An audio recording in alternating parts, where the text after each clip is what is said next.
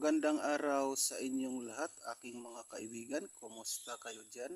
Ako'y muling nagbabalik para sa aking content. Ang ating pag-uusapan ngayong araw ay tungkol sa halaman na to. Ang halaman na to ay serpentina.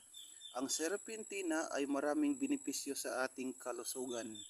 Pwede natin itong gamot sa ating mga sakit na tulad ng pagduduwal, UTI, hirap dumumi, at marami pang iba.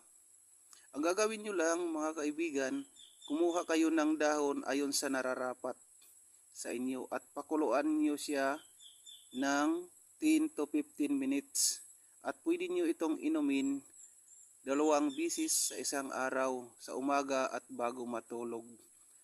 At ang higit sa lahat, bawal ito sa mga nagdadalang tao.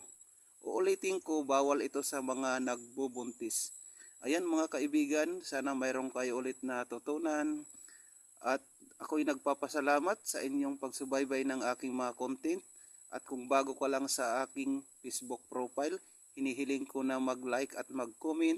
Yan ay malaking bagay at tulong na para sa akin.